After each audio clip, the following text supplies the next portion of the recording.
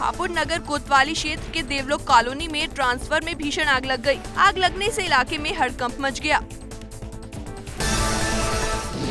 चंदौली कोतवाली क्षेत्र में अज्ञात ट्रेन की चपेट में आने से 4 लोगों की दर्दनाक मौत हो गई। ये मामला चंदौली कोतवाली क्षेत्र के हिनौता गांव के समीप का है। मृतकों में 3 महिलाएं और 1 पुरुष शामिल है। पुलिस मृतकों की शिनाख्त में जुटी हुई है।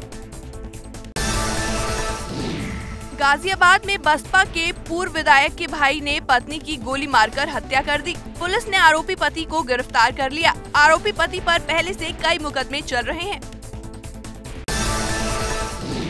जारजा पुलिस और गौ तस्करों के बीच मुठभेड़ का मामला सामने आया है। मुठभेड़ में 25,000 के इनामी गौ तस्करों को गोली लग गई। डीसीपी ने तस्करों को पकड़ने के लिए 25,000 का इनाम घोषित किया था।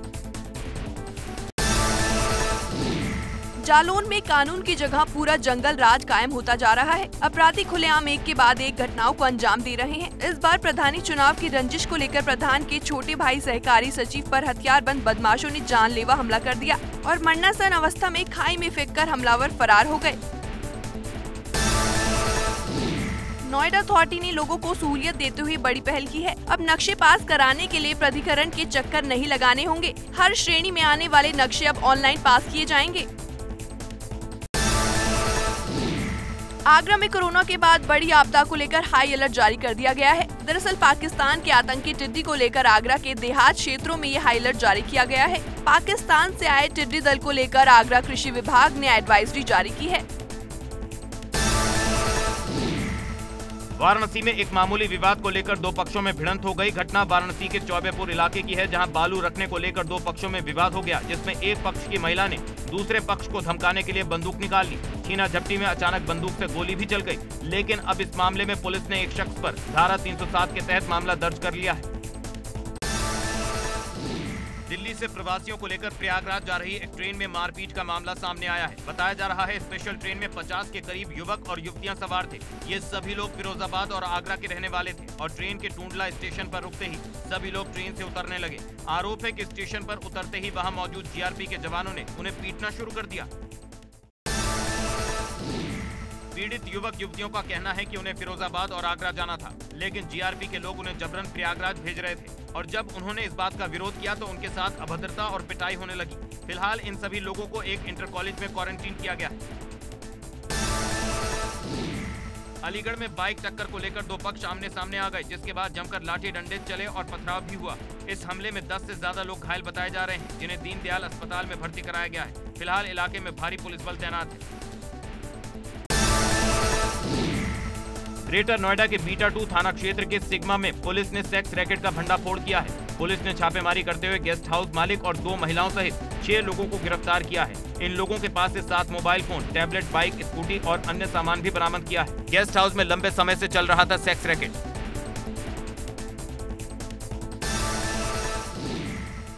मेरठ में बदमाशों के हौसले इतने बुलंद हैं कि बदमाशों ने गार्ड को गोली मार दी और कैश वैन से संदूक लूट लिया। बाद में पुलिस को आता देख घायल गार्ड ने फिर हिम्मत दिखाई और उनकी बाइक गिरा दी, जिसके बाद कैश से भरा संदूक छोड़कर और पिस्टल भी मौके पर छोड़कर बदमाश वहां से फरार हो गए। वारदात मंगलवार दोपहर की है। कानपुर देहात में एक मजदूर का परिवार पिछले 40 दिनों से अपना घर छोड़कर खेत में रहने को मजबूर है। बताया जा रहा है कुछ दबंगों ने मजदूर के परिवार को उसके घर से भगा दिया। आरोप है कि कई बार शिकायत करने के बाद भी पुलिस ने आरोपियों के खिलाफ मामला दर्ज नहीं किया, क्योंकि इस मामले में एक स्थानीय नेता पुलिस पर दबाव डाल रहा है। ये मामला जिले के पुरवाया इलाके के बंडा थाना क्षेत्र का है। गोंडा में मुंबई से लौटे एक शख्स ने इन दिनों खुद को खेत में बने मचान पर क्वारंटीन कर लिया है। इस शख्स का नाम संगम लाल है, जो मुंबई में काम करता था और हाल ही में वो वहां से लौटा था, जिसके बाद उसकी जांच कराई गई और क्वारंटीन होने के निर्देश दिए गए थे। यूपी में 24 घंटे में 229 नए कोरोना पॉजिटिव केस। राज्य में 6,724 पहुंची संक्रमितों की संख्या। कुल मामलों में 1725 प्रवासी मजदूर, 2,723 एक्टिव केस, 3,824 लोग हुए डिस्चार्ज। प्रदेश में कोरोना से 177 मरीजों की हुई मौत। पिछले 24 घंटे में 8 की मौत।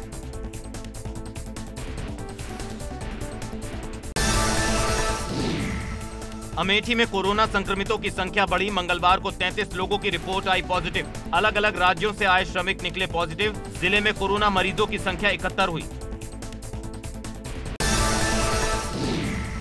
अयोध्या में कोरोना के 22 नए मरीज मिले। जिले में संक्रमितों की संख्या 90 हुई। अलग अलग गांव को किया जाएगा सील। संगम नगरी प्रयागराज में प्याज से बेहाल प्रवासी मजदूरों द्वारा पानी लूटने का अनूठा मामला सामने आया है। इस घटना का वीडियो भी सोशल मीडिया पर खूब वायरल हो रहा है। ये मामला प्रयागराज जंक्शन रेलवे स्टेशन पर सोमवार दोपहर का है। यहाँ प्लेटफॉर्म 4 पर दोपहर को एक श्रमिक स्पेशल ट्रेन आई। इस ट्रेन में सवार यात्रियों को यहाँ पानी की बोतल दी जानी थी, जिस ट्रॉली पर पानी की बोतलें लदी हुई थी। प्लेटफॉर्म पर ट्रेन के आते ही इससे उतरे मुसाफिरों ने ट्रॉली पर लदी पानी की बोतलें लूट ली। मुरादाबाद रेलवे स्टेशन पर प्रवासी मजदूरों के खाने के लिए आरएसएस ने किचन शुरू की है। 6 ट्रेनों में 10,000 से ज्यादा प्रवासी मजदूरों को भोजन कराया गया।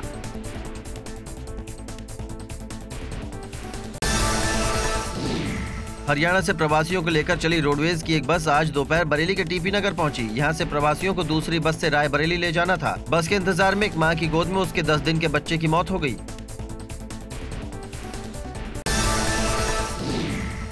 गौड़ सिटी सोसाइटी के पास सड़क किनारे बने 25 फीट गहरे सीवर में एक 1.5 साल की बच्ची सीवर में गिर गई। पुलिस कर्मियों ने तत्काल कार्रवाई करते हुए स्थानीय लोगों की मदद से बच्ची को सीवर से निकालकर भंगेल स्थित प्राइमरी हेल्थ सेंटर में इलाज के लिए भर्ती करा दिया। बच्ची की हालत ठीक बताई जा रही। लॉकडाउन 4 में भी ताबड़तोड़ अपराध की वारदातों से दहल उठा जालौन। दबंगों ने प्रधान के भाई पर किया जानलेवा हमला। आधा दर्जन से अधिक हमलावरों ने हथियारों से लैस होकर वारदात को दिया अंजाम। युवक को मरणासन हालत में छोड़कर भागे हमलावर।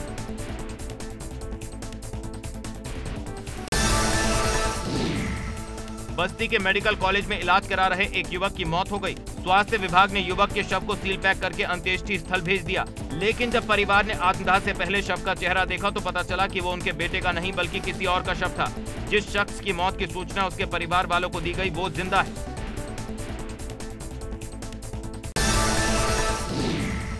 देश में कोरोना संक्रमण के बढ़ते खतरे को जानने के बावजूद लोग सुधरने का नाम नहीं ले रहे। अपनी बुनियादी जरूरतों को पूरा करने के लिए लोग सोशल डिस्टेंसिंग नियमों की जमकर धज्जियां उड़ा रहे हैं। तस्वीर कन्नौज जिले से सामने आई है, जहां बैंकों के बाहर पैसा निकालने के लिए लोगों की भीड़ नजर आई।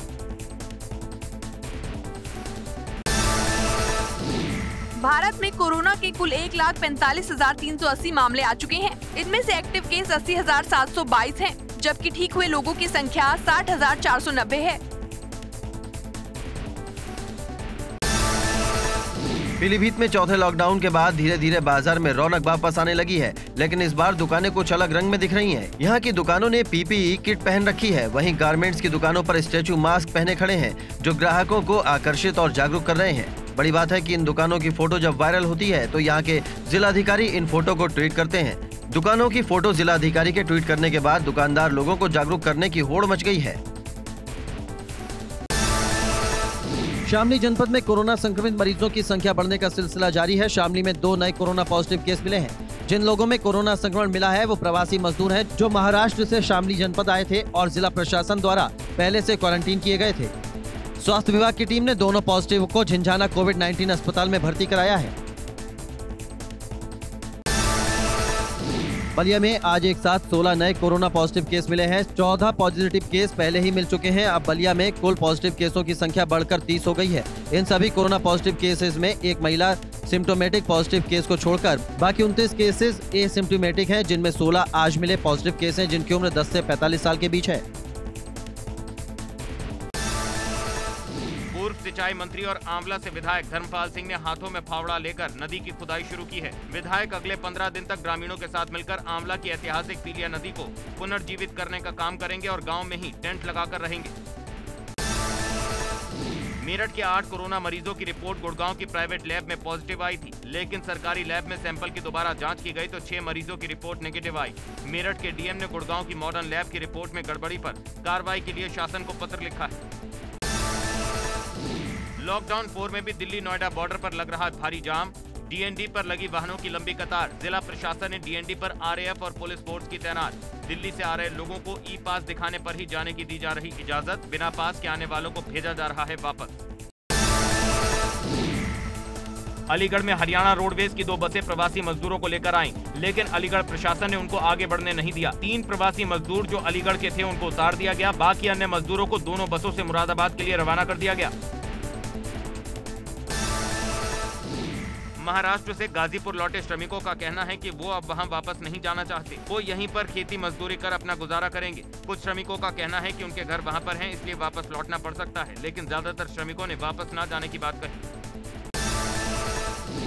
उत्तर भारत में भीषण गर्मी और कोरोना के कहर से कुम्हारों को फायदा हो रहा है। कोरोना के डर से लोग फ्रिज का पानी पीने से गुरेज कर रहे हैं। वहीं मिट्टी के घड़ों की मांग में तेजी आ रही है, जिससे कुम्हारों के यहाँ पानी के मटकों के लिए ग्राहक आ रहे हैं। हर सीजन ग्राहकों के लिए टकटकी लगाए कुम्हार भी मांग बढ़ने से काफी खुश हैं। लद्दाख में तनातनी के बीच दिल्ली में महामंथन। रक्षा मंत्री राजनाथ सिंह ने बुलाई बैठक। सीडीएस और तीनों सेनाओं के प्रमुख के साथ बैठक। एलएसी पर सैनिकों की संख्या में नहीं होगी कटौती। एलएसी पर चीन के बराबर ही तैनात रहेंगे जवान। चीन पर भारत की प्रतिक्रिया का खाका तैयार। प्रवासी मजदूरों की स्थिति पर सुप्रीम कोर्ट ने लिया स्वतः संज्ञान। सरकारी इंतजामों को बताया नाकाफी। मजदूरों के लिए विशेष इंतजाम करने को कहा। 28 तारीख को अगली सुनवाई। तबलीगी मरकज मामले में दिल्ली पुलिस ने लगभग 15 देशों के 83 नागरिकों के खिलाफ 20 आरोप पत्र दिल्ली की साकेत कोर्ट में दाखिल किए। ये सभी आरोप पत्र विदेशी अधिनियम एक्ट समेत विभिन्न आपराधिक धाराओं के तहत दाखिल किए गए। दिल्ली पुलिस इस मामले में 943 विदेशी नागरिकों के खिलाफ लगभग 50 आरोप पत्र कोर्ट के सामने दाखिल करेगी।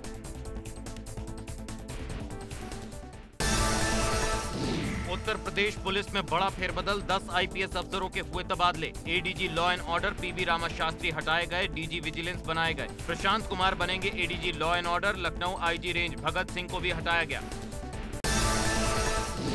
प्रवासियों पर यूपी सरकार का आंकड़ा। यूपी पहुंचने वाले प्रवासी 26 लाख पार। अब तक 1255 ट्रेनों से लाए गए प्रवासी। मंगलवार और बुधवार को 145 ट्रेनें और पहुंचेंगी। यूपी में 1400 जगहों पर प्रवासियों के खाने पीने का है इंतजाम। क्वारंटीन सेंटर में मेडिकल स्क्रीनिंग की भी व्यवस्था। सभी प्रवासियों की स्किल मैपिंग की जा रही है। सरकार ने बनाई है स्किल मैपिंग की पहली सूची। अब तक 16 लाख श्रमिकों की स्किल मैपिंग का काम पूरा हो चुका है। सभी को सस्ती दुकानें, सस्ते आशियाने देने का प्लान। सरकार जीएसटी में भी देगी छूट। नक्शे में एफएआर में भी मिलेगी छूट। बैंक से मदद दिलाने में भी सरकार निभाएगी प्रमुख भूमिका। कांग्रेस ने प्रेस कॉन्फ्रेंस कर यूपी सरकार को निशाने पर लिया। राज्यसभा सांसद पीएल पुनिया ने कहा, मजदूरों पर सियासत बंद होनी चाहिए। इसके अलावा उन्होंने यूपी कांग्रेस अध्यक्ष अजय लल्लू को तत्काल रिहा करने की मांग की है और कहा कि अजय लल्लू के साथ अपराधियों जैसा व्यवहार हो रहा है। उन्होंने यूपी सरकार के कोरोना आंकड़ों को लेकर भी सवाल खड़े किए। कांग्रेस सांसद राहुल गांधी की लॉकडाउन के चलते चौथी प्रेस कॉन्फ्रेंस हुई। इस दौरान राहुल गांधी ने कहा, लॉकडाउन फेल रहा, टारगेट पूरा नहीं कर पाई मोदी सरकार।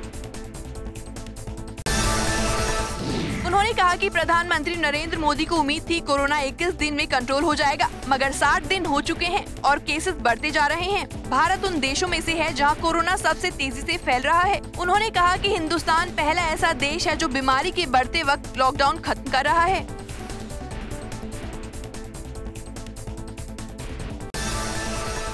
महाराष्ट्र की सियासत में खींचतान जारी, लिहाजा अब सरकार गिरने के भी संकेत मिलने लगे हैं। ऐसे में भाजपा नेता नारायण राणे ने वहां राष्ट्रपति शासन लगाने की मांग की है। उन्होंने कहा कि कोरोना काल में सरकार पूरी तरह फेल हो गई है। साथ ही उद्धव सरकार लोगों की जान भी नहीं बचा पा रही है।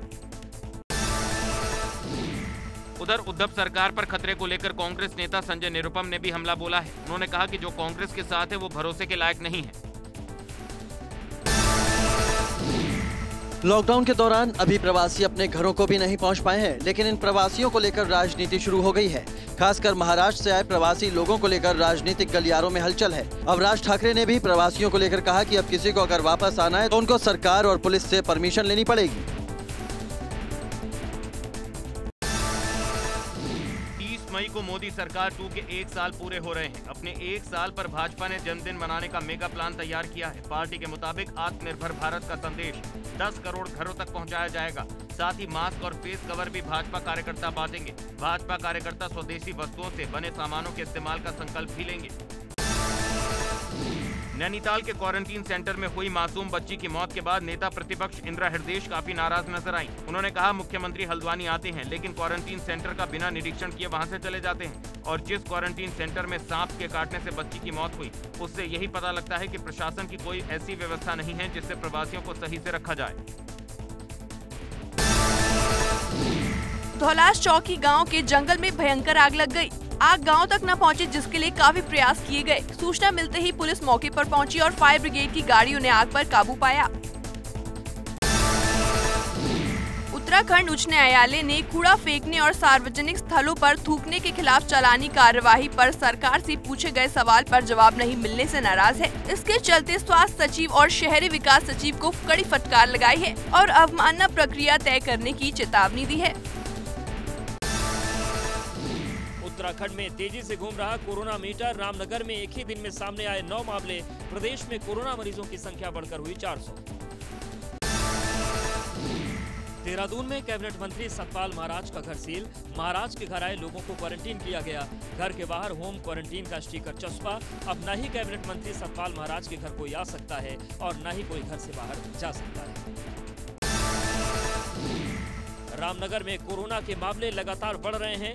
एक ही दिन में कोरोना के 9 मामले सामने आए। इनमें से 8 लोग रामनगर के रहने वाले हैं, जबकि एक कालाढूंगी से है। इनमें 7 लोग प्रवासी भी हैं।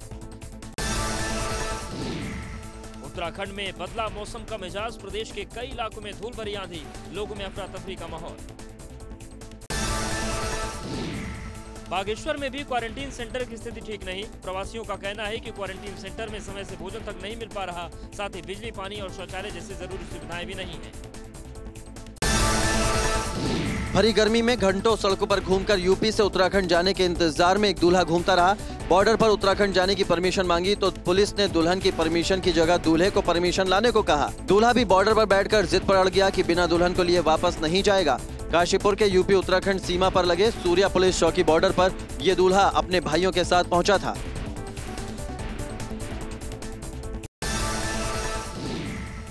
पिथौरागढ़ के क्वारंटीन सेंटर में महिला की मौत से हड़कंप मच गया। बताया जा रहा है कि महिला हल्द्वानी से अपने 2 बच्चों के साथ गांव आई थी, जहां उसे प्राइमरी स्कूल में क्वारंटीन किया गया। महिला की मौत की वजह जानने के लिए उसके सैंपल जांच के लिए भेजे गए। पौड़ी में महाराष्ट्र से लौटने वाले प्रवासी लोगों के ठहरने के लिए अलग से क्वारंटीन सेंटर बनाया गया है। दरअसल महाराष्ट्र से आने वाले प्रवासियों में कोरोना संक्रमण की संभावना सबसे ज्यादा पाई गई, जिसे देखते हुए शहर से दूर एक ग्रामीण क्षेत्र में केंद्रीय विद्यालय की नई बिल्डिंग में प्रवासियों के लिए क्वारंटीन सेंटर बनाया गया है। इस सेंटर में सिर्फ महाराष्ट्र से आने वाले प्रवासियों को ही रखा जा रहा है। हरिद्वार में एक गजराज जंगल से बाहर आ गया। गर्मी ज्यादा थी, इसलिए गजराज गंगा नदी में उतर गया और अपनी थकान उतारने लगा। बताया जा रहा है ये गजराज घायल भी था। वन विभाग का कहना है कि एक दूसरे हाथी के साथ इसका संघर्ष हो गया, जिसमें वो घायल हो गया था। वाराणसी में पारा 42 डिग्री तक पहुंच चुका है, जबकि कई जिलों में ये 45 डिग्री को भी पार करता दिख रहा है। लेकिन मौसम विभाग के मुताबिक प्रदेश के लोगों को जल्द ही इस भीषण गर्मी से थोड़ी राहत मिल सकती है। मौसम विभाग की माने तो अगले 72 घंटों में प्रदेश के कई हिस्सों में तेज आंधी के साथ बारिश हो सकती है, जिसके बाद तापमान में गिरावट आएगी। चंदौली में गैस सिलेंडर में आग लगने से हड़कंप। आग की तेज लपटें देख भागे लोग। हनुमान मंदिर के पास बड़ा हादसा टला। जान बचाने के लिए भागे लोग। फास्ट फूड के ठेले पर था सिलेंडर। लॉकडाउन के दौरान शहर में फंसे कई लोगों को राशन नहीं मिल पा रहा है। हल्द्वानी की कोरोना वॉरियर तनुजा जोशी जरूरतमंदों के लिए लगातार मदद कर रही हैं। उनको नैनीताल पुलिस की ओर से कोरोना वॉरियर का अवार्ड भी दिया जा रहा है। तनुजा जोशी ने 3000 से ज्यादा लोगों को राशन मुहैया कराया है। खटीमा में शारदा बनबसा बैराज से पानी छोड़े जाने से किसानों के खेतों में पानी भर गया, जिससे किसानों की धान की पौध पानी में डूब गई। बताया जा रहा है बैराज से पानी छोड़े जाने से नदी ओवरफ्लो हो गई। पीड़ित किसानों ने सरकार से फसल के नुकसान के मुआवजे की मांग की है।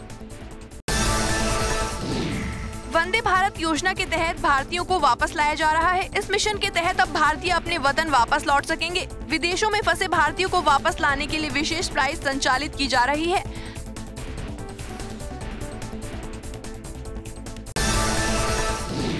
यमुना घाटी क्षेत्र में कोरोना वॉरियर्स गरीब असहाय लोगों की मदद में बारिश होने के बावजूद भी जुटे हुए हैं। ये सरकारी और व्यक्तिगत कोरोना वॉरियर्स मौसम पर भारी पड़कर मदद को जरूरतमंदों तक पहुंचाने का काम कर रहे हैं। ऐसे मजदूरों के लिए प्रशासन, पुलिस और स्थानीय लोग सामूहिक राशन से मदद कर रहे हैं।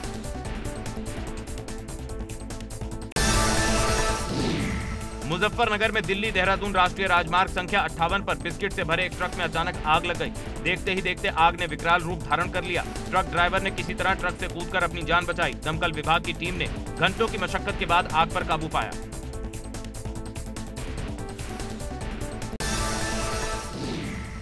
कानपुर में प्लास्टिक की अंडरग्राउंड रेलिंग में आग। मौके पर पहुंचे पुलिसकर्मियों और फायर कर्मियों ने की मशक्कत। थाना फूलबाग इलाके की घटना। दमकल ने आग पर पाया काबू।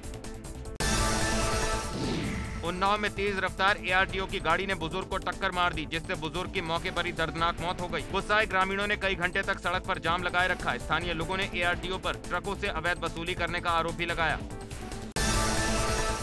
बागपत के छपरौली थाना क्षेत्र के तुगाना गांव में विवाह समारोह में अवैध असले से फायरिंग करने वाले युवक को पुलिस ने गिरफ्तार कर लिया है। पुलिस ने आरोपी के पास से फायरिंग में प्रयुक्त इस्तेमाल किया गया तमंचा भी बरामद किया है। आरोपी रोमी और विनीत ने मार्च में एक शादी समारोह में हर्ष फायरिंग की थी, जिसका वीडियो वायरल हुआ था। पुलिस ने आर्म्स एक्ट के तहत मामला दर्ज किया था। गाजियाबाद में टिकटॉक से पुलिस की फजीहत हो गई। पुलिस की PCR वैन से युवक उतरता दिखाई देता है। ये टिकटॉक तेजी से वायरल हो रही है। इसके चलते गाजियाबाद पुलिस की छवि पर सवाल खड़े हो गए हैं।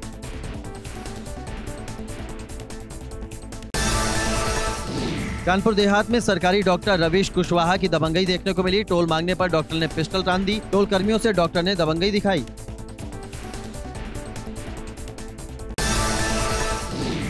गोरखपुर में एक स्कूल की ऑनलाइन क्लास में पाकिस्तान का राग अलापने पर स्कूल प्रबंधन ने कड़ा रुख इख्तियार करके शिक्षिका को सस्पेंड कर दिया है। शिक्षिका ने ऑनलाइन क्लास में पाकिस्तान और पाकिस्तान की सेना का गुणगान किया था।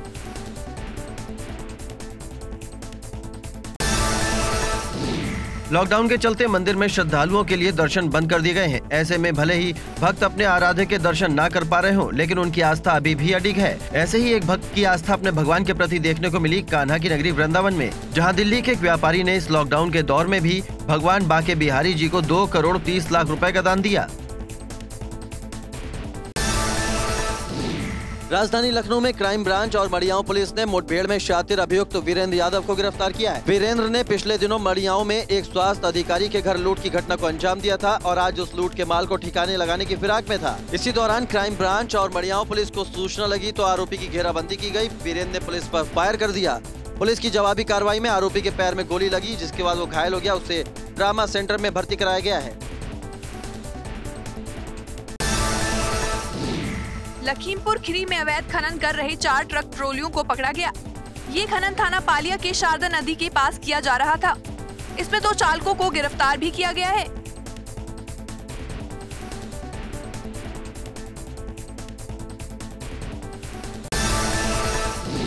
हरिद्वार से ऋषिकेश आ रही कार में भीषण आग लग गई। ड्राइवर ने कूदकर अपनी जान बचाई। सूचना पर पहुंचे फायर कर्मियों ने आग पर काबू पाया। कार का कंप्रेसर फटने से ये आग लगी थी। बागेश्वर में state highway Kapkot Pindari motor मार्ग पर बागेश्वर की तरफ आ रही एक ऑल्टो कार सरयू नदी के किनारे अनियंत्रित होकर खाई में जा गिरी। इसके चलते कार में ड्राइवर सहित 4 लोग घायल हो गए। सभी लोग बागेश्वर से बाहर जाने के लिए पास बनवाने के लिए आ रहे थे। ग्रामीणों की सूचना पर कोतवाली पुलिस और अग्निशमन विभाग की टीमों ने मौके पर पहुंचकर रेस्क्यू किया और घायलों को जिला अस्पताल में भर्ती कराया।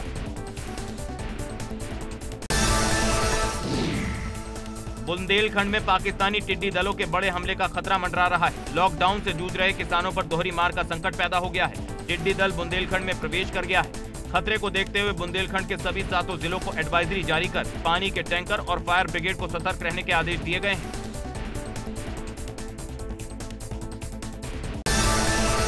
पाकिस्तान से राजस्थान होते हुए टिड्डी गैंग आगे बढ़ रहा है, जिसको लेकर आगरा में पहले ही अलर्ट जारी हो चुका है।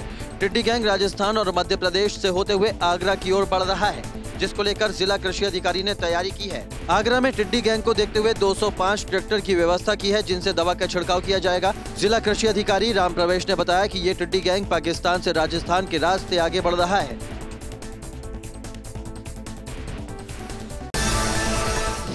झांसी के मऊरानीपुर तहसील प्रशासन ने टिड्डी दल पर अटैक के लिए डीजे का सहारा लिया है।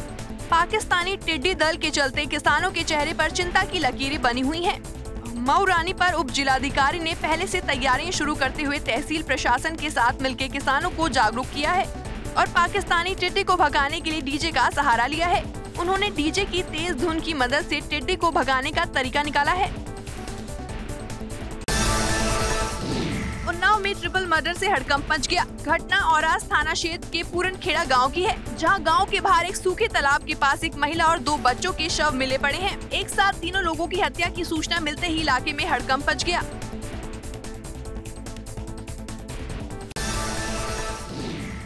मथुरा में भी इन दिनों आसमान से आग बरस रही है। लोग पारा बढ़ने से काफी परेशान हैं। घरों से बाहर निकलने से लोग बच रहे हैं। कृष्ण नगरी मथुरा में भी इन दिनों पारा 44 डिग्री तक पहुंच चुका है। जो लोग घरों से बाहर मजबूरी में निकल भी रहे हैं, वो बचाव के लिए पूरे शरीर को कपड़ों से ढककर निकल रहे हैं। संगम नगरी प्रयागराज में इन दिनों आसमान से आग बरस रही है। यहाँ तापमान 47 डिग्री का आंकड़ा पार कर चुका है। दिन में लू के थपेड़े लोगों को परेशान करते हैं तो शाम को उमस भरी गर्मी से लोग बेहाल हैं।